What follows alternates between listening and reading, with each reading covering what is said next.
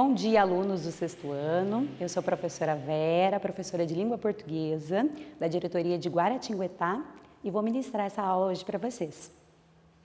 O título da nossa aula é Acontece na Escola. A nossa habilidade é ler e compreender selecionando procedimentos e estratégias de leituras adequados a diferentes objetivos e levando em conta características do gênero e suporte. Romance infanto-juvenis, contos populares, contos de terror, lendas brasileiras, indígenas e africanas, poemas, entre outros, expressando avaliação sobre o texto lido e estabelecendo preferências por gêneros, temas e autores. O objetivo da nossa aula é utilizar procedimentos e estratégias de leitura adequados a diferentes objetivos e levando em conta características de gêneros e suporte. Conto de escola. Esse é o título do texto que vamos ler. O que você imagina que acontecerá num conto que tem esse título? Você consegue recordar algum fato que aconteceu com você na escola que acha que daria um conto? Comente. Sabe o que é conto? Já leu algum? Se lembra do título?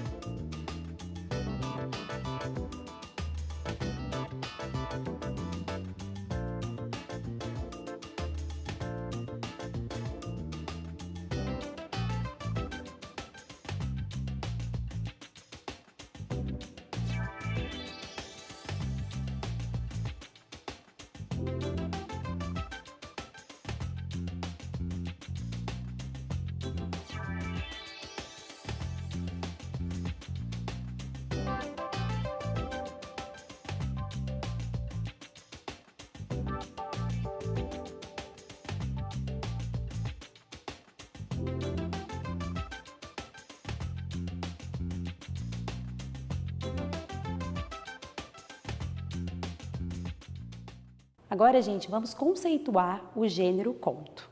Tá?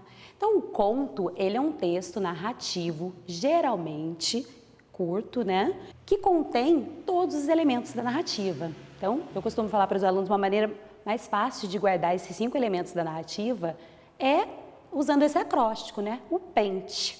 Todo conto, ele tem personagem, que são seres que agem dentro da história.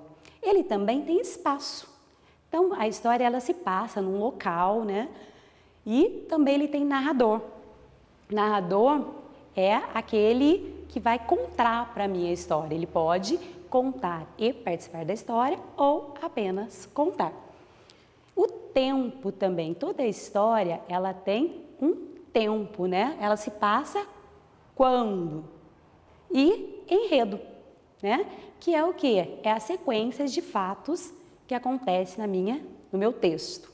O conto possui o foco em um fato ou em um determinado acontecimento. Geralmente é uma ficção, ou seja, é uma história inventada. Os contos são fantasiosos, histórias de faz de conta, dentro de um elemento restrito de tempo e espaço, sem aprofundar-se nas características das personagens e das ações. Como se organiza um conto? Então, o conto, ele tem 4 partes, né? Ele tem uma situação inicial, que é o começo do meu conto, né? É onde a gente vai conhecer os personagens, o lugar, onde a ação principal ocorrerá. Ele também tem uma complicação. A complicação é a parte onde se desenvolve as ações para solucionar um problema. Ele tem o clímax, que eu costumo falar para os alunos que é o tchan, tchan, tchan, né? Aquela parte mais emocionante do meu texto, tá? Nesse momento da história, o conflito ele está próximo de ser resolvido. E por último, eu tenho o desfecho, que é a parte final em que se resolve o conflito, né? Ele deve ser breve, claro e surpreendente. Agora vamos então ao nosso conto. Então, Conto de Escola de Machado de Assis. A escola era na Rua do Costa. um sobradinho de grade de pau. O ano era 1840. Naquele dia, uma segunda-feira do mês de maio, deixei-me estar alguns instantes na Rua da Princesa, a ver onde iria brincar amanhã. Hesitava entre o Morro de São Diogo e o Campo de Santana, que não era então esse parque atual, construção de gentleman, mas um espaço rústico, mais ou menos infinito, alastrado de lavadeiras, capim e burros soltos. Morro ou campo? Tal era o problema. De repente, disse comigo que o melhor era a escola. E guiei para a escola. Aqui vai a razão. Na semana anterior, tinha feito 2 suetos e, descoberto o caso, recebi o pagamento das mãos de meu pai, que me deu uma sova de vares de marmeleiro. As sovas de meu pai doíam por muito tempo. Era um velho empregado do arsenal de guerra, ríspido e intolerante. Sonhava para mim uma grande posição comercial e tinha ânsia de me ver com os elementos mercantis, ler, escrever e contar, para me meter de caixeiro. Citava-me nomes de capitalistas que tinham começado ao balcão. Ora, foi a lembrança do último castigo que me levou naquela manhã para o colégio. Não era um menino de virtudes. Subi a escada com cautela para não ser ouvido do mestre e cheguei a tempo. Ele entrou na sala 3 ou 4 minutos depois. Entrou com o andar manso do costume, em chinelas de cordovão, com a jaqueta de brim lavada e desbotada, calça branca e tesa e grande colarinho caído. Chamava-se Policarpo e tinha perto de 50 anos ou mais. Uma vez sentado, extraiu da jaqueta a boceta de rapé e o lenço vermelho. Pô-los na gaveta, depois relanceou os olhos pela sala. Os meninos, que se conservaram de pé durante a entrada dele, tornaram a sentar-se. Tudo estava em ordem. Começaram os trabalhos. Seu Pilar, eu preciso falar com você, disse-me baixinho o filho do mestre. Chamava-se Raimundo, este pequeno, e era mole, aplicado, inteligência tarda. Raimundo gastava 2 horas em reter aquilo que os outros levavam apenas 30 ou 50 minutos. Vencia com o tempo o que não podia fazer logo com o cérebro. Reunia a isso um grande medo ao pai. Era uma criança fina, pálida, cara doente. Raramente estava alegre. Entrava na escola depois do pai e retirava-se antes. O mestre era o mais severo com ele do que conosco. O que você quer? Logo respondeu ele com voz trêmula. Começou a lição de escrita. Custa-me dizer que eu era dos mais adiantados da escola, mas era. Não digo também que era dos mais inteligentes, por um escrúpulo fácil de entender e de excelente efeito no estilo. Mas não tenho outra convicção. Note-se que não era pálido nem mofino, tinha boas cores e músculos de ferro. Na lição de escrita, por exemplo, acabava sempre antes de todos, mas deixava-me estar a recortar narizes no papel ou na tábua. Ocupação sem nobreza nem espiritualidade, mas em todo caso ingênua. Naquele dia foi a mesma coisa. Tão depressa acabei, como entrei a reproduzir o nariz do mestre, dando-lhe 5 ou 6 atitudes diferentes, das quais recordo a interrogativa, a admirativa, a dubitativa e a cogitativa. Não lhes punha esses nomes, pobre estudante de primeiras letras que era, mas instintivamente dava-lhe essas expressões. Os outros foram acabando, não tive remédio senão acabar também. Entregar a escrita e voltar para o meu lugar. Com franqueza, estava arrependido de ter vindo. Agora que ficava preso, ardia por andar lá fora e recapitulava o campo e o morro. Pensava nos outros meninos vadios, o Chico Telha, o Américo, o Carlo das Escadinhas, a fina flor do bairro e do gênero humano. Para acúmulo de desespero, via através das vidraças da escola No claro azul do céu, por cima do Morro do Livramento, um papagaio de papel, alto e largo, preso de uma corda imensa que bojava no ar. Uma coisa soberba. E eu na escola, sentado, pernas unidas, com o livro de leitura e a gramática nos joelhos. Fui um bobo em vir, disse eu a Raimundo. Não diga isso, murmurou ele. Olhei para ele e estava mais pálido. Então, lembrou-me outra vez que queria pedir alguma coisa. E perguntei-lhe o que era. Raimundo estremeceu de novo e rápido disse-me que esperasse um pouco. Era uma coisa particular. Gente, agora vamos fazer uma atividade sobre esse texto. Todo o texto ele tem uma intencionalidade, um objetivo: informar, argumentar ou entreter. Qual parece ser o objetivo desse texto? Explique com suas palavras. Vários gêneros textuais possuem características da narrativa, como crônicas, fábulas, contos de encantamentos, de memória. Você percebe semelhança diferente entre esses textos e o que a gente acabou de ler? Comente. Terceira, o que você achou do texto? Justifique sua resposta. Agora vocês têm aí um tempinho para pensar e responder essas questões.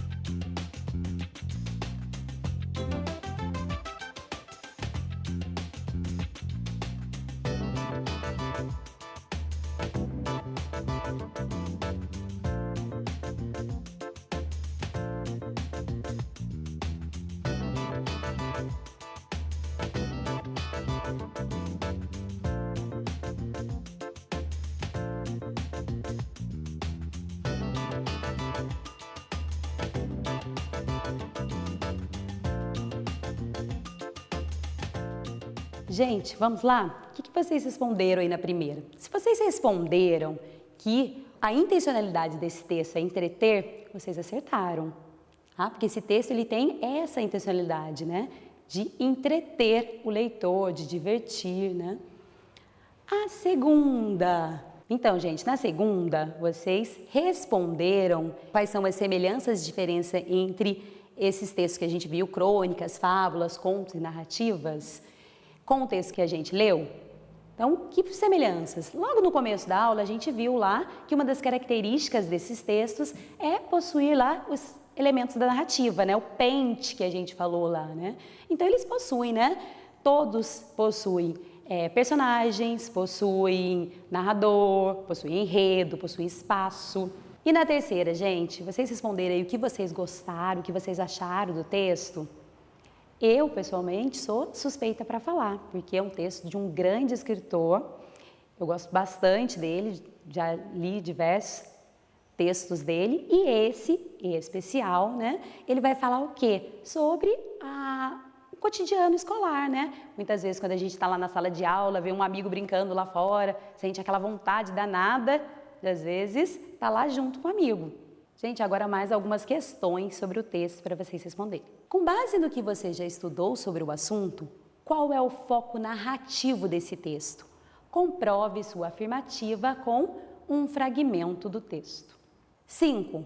Em um conto, há sempre um clímax, ou seja, aquele tchan-tchan-tchan que eu falei para vocês, tá? O ponto mais emocionante da história. Você acha que nesse trecho possui um clímax? Se sim, qual seria? Mais uns minutinhos aí para vocês responderem essas questões e a gente volta.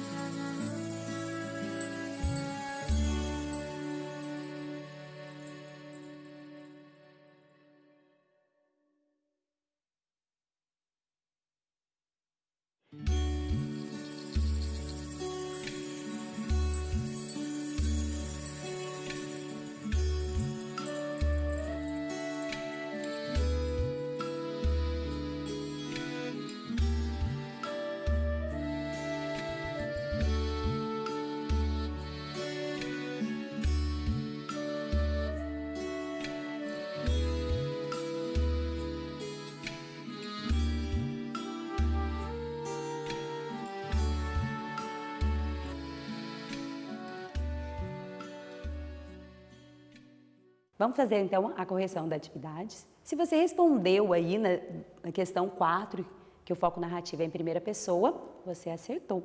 Vamos voltar ao texto para comprovar? Então, existem vários pontos aí que mostram que o meu narrador, né, é em primeira pessoa, meu foco narrativo é em primeira pessoa, né, meu narrador é personagem. Então, mas vamos aqui, ó, esse trecho, ó. Olhei para ele, estava mais pálido. Então, lembrou-me outra vez que queria pedir-me alguma coisa e perguntei-lhe o que era. Então, esse fragmento aqui, ele comprova, né, que o meu narrador, além de estar contando essa história, ele também participa. Então, por isso, meu foco narrativo é em primeira pessoa. E a questão número 5. Em um conto, há sempre um clímax. Em um conto, né, dá sempre esse clímax, esse tchan, tchan, tchan, essa parte mais emocionante da história. Nesse conto aí, se você colocou que a parte mais emocionante é a parte onde o Raimundo vai contar para ele um segredo e ele fica curioso em saber qual é, você acertou. Vamos fazer agora a questão número 6. Os acontecimentos no conto se passam em um tempo e um lugar. Geralmente, fazemos as perguntas quando e onde, para sabermos identificá-los. O tempo e o lugar são elementos importantes no conto, pois situam as personagens. No trecho a seguir, circule as expressões que indicam lugar, onde, e sublinhe as que indicam tempo, quando.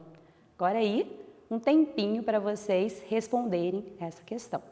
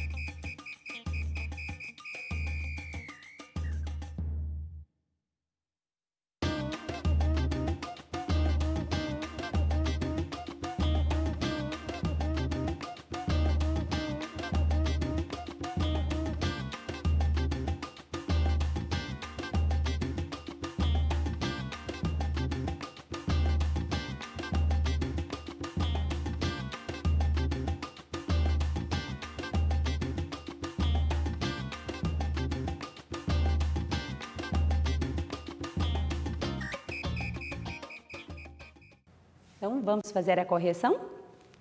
Vamos lá na letra A. A escola era na Rua do Costa, um sobradinho de pau. Era na Rua do Costa, então onde, né? Onde era? Então, era na Rua do Costa, indica para mim aí o lugar.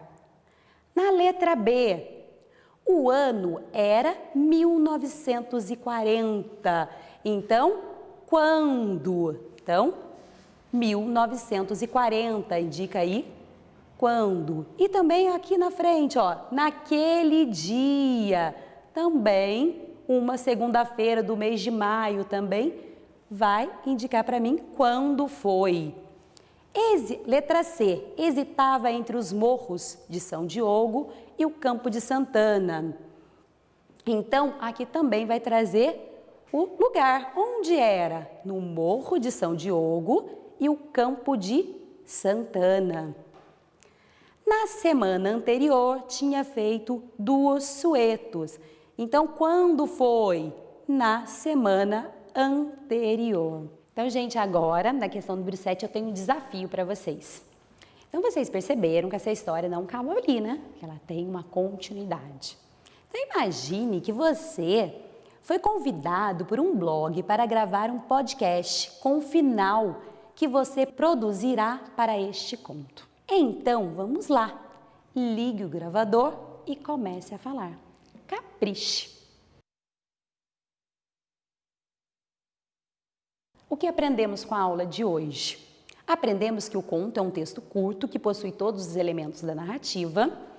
Também vimos, né, que ele possui todos os elementos organizacionais e estruturais, né, que tem uma situação inicial, uma complicação, um clímax e o desfecho.